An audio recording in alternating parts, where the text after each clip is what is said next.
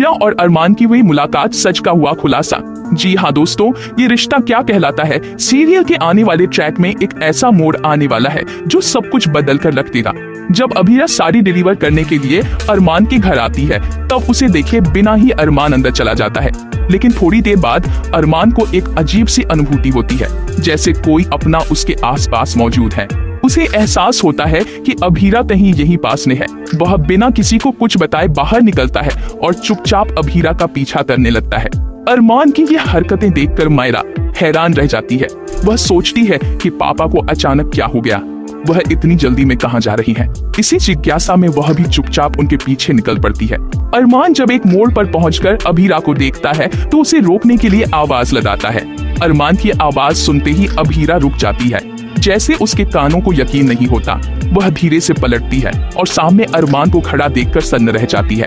सालों बाद पहली बार दोनों एक दूसरे की आंखों में आंखें डालकर देखते हैं। उनकी आंखों में आंसू आ जाते हैं और वही पुराना प्यार फिर से जाग उठता है। एक खामोश सवाल उनके बीच तैर रहा होता है, क्या आज भी वह एक दूसरे से उतना ही प्यार करते हैं? लेकिन तभी वहां मायरा पहुंच जाती है। वह देखती है कि उसके पापा उस साड़ी वाली परी से बातें कर रहे हैं और वह दोनों पहले से ही एक दूसरे को जानते हैं। ये देखकर मायरा को बहुत बड़ा झटका लगता है। उसे कुछ भी समझ नहीं आता कि यह सब क्या हो रहा है। उसी वक्त अरमान और अभीरा दोनों को एक ही बात याद आती है, वो मनहूस दिन जिस दिन पुकी का किडनैप हुआ था और वह दोनों से हमेशा के लिए बिछड़ गई थी। मायरा वहीं खड़ी रह जाती है। उसकी आंखों में कई सवाल तैरने लगते हैं। उसके दिल की धड़कनें तेज हो जाती है। वह खुद को समझाने की कोशिश करती है कि शायद ये सब कोई गलतफहमी है, शायद ये औरत उसकी मां नहीं हो सकती, लेकिन दिल बार बार एक ही नाम ले रहा होता है, अभीरा। उधर अरमान और अभीरा दोनों मायरा को देखकर सन्न रह जाते हैं।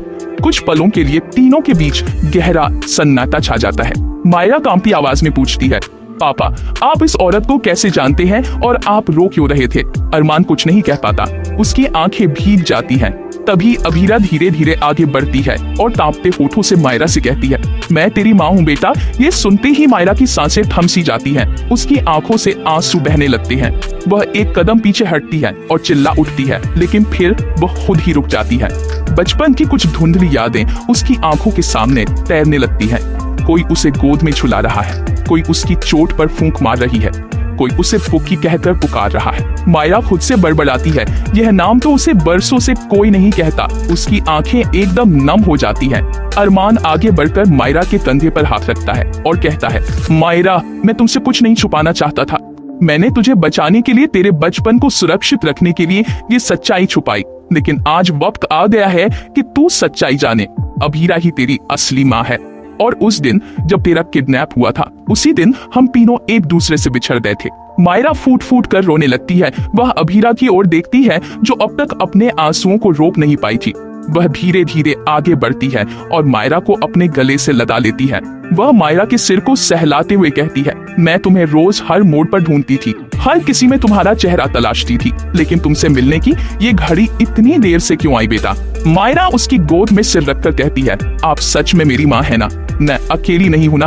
अभीरा अपनी बेटी को और कसकर गले लगा देती है। अपने पापा और माँ का हाथ पकड़कर कहती है, अब हम तीनों साथ रहेंगे। मैं आपको फिर से एक करूंगी, चाहे कोई भी रुकावट आए, मैं हार नहीं मानूंगी।